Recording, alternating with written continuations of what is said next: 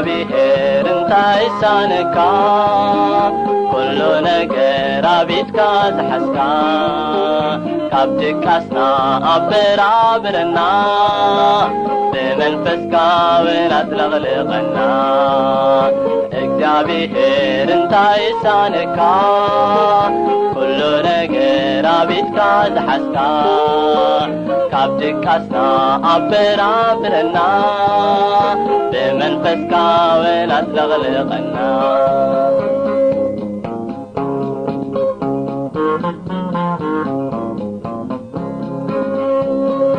እቲ እኽሊ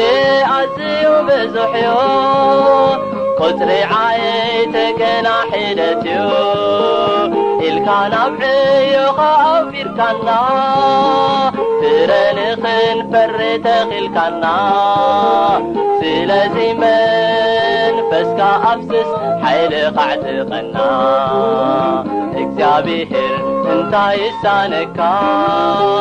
ኩሉ ነገር አቤትካ ዝሓስካ ካብ ድቃስና ኣበራብረና ብመንፈስካ ውን ኣጥለቕልቐና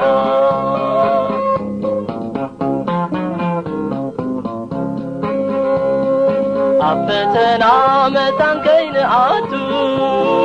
ደጌታት ሲኦል ውን ክንዓቱ ኣብቲ ውሽጢ ሰብና ንኽንብርትዕ ዝቃወመና ሓይሊ ክንረትዕ ኣብ ጸሎት ኮይንና ክንዓርጅ ንኣእዳውና ኣጽንዕ እግዚአብሔር እንታይ ይሳነካ ኩሉ ነገር አቤትካ ዝሓስካ ካብ ድቃስና ኣበራብረና ብመንፈስካ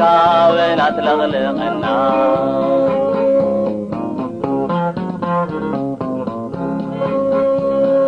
ንእሱራት ሓርነት ክንእውጅ ካብ ዓዘቕቲ ዓለም ሰብ ክንገፍት ናይ ጸጋ ዓመት ንኸነበስር ንወንጌልካ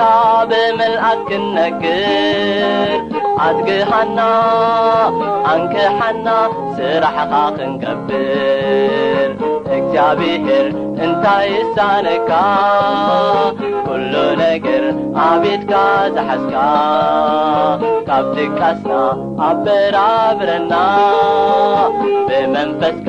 ውን ኣጥለቕልቐና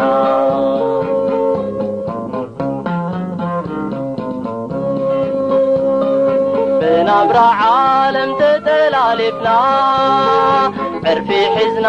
ንድሕሪት ተሚትና ቤትካ ግና ኩሉ ፈራሪሱ ግዲ ትገብረሉ ተሳኢኑ ዕዮ ቤትካ ንኽንዓይ ልብና ኣዳሉ እግዚአብሔር እንታይ ይሳነካ ኩሉ ነገር አቤትካ ዝሓስካ ካብ ድቃስና ኣበራብረና ብመንፈስካ ውን ኣጥለቕልቐና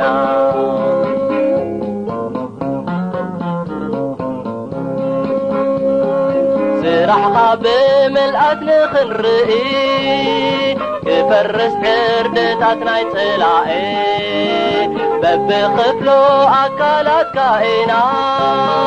ስጋኻ ክንሃንጽ መድሓኒና ንጉድለትና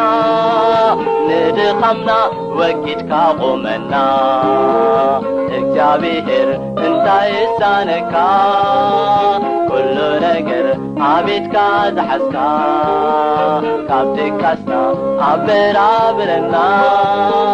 ብመንፈስካ ውን ኣጥለቕልቐና እግዚአብሔር እንታይ ይሳነካ ኩሉ ነገር አቤትካ ዝሓስካ ካብ ድቃስና ኣበራብረና ብመንፈስካ ውን ኣጥለቕልቐና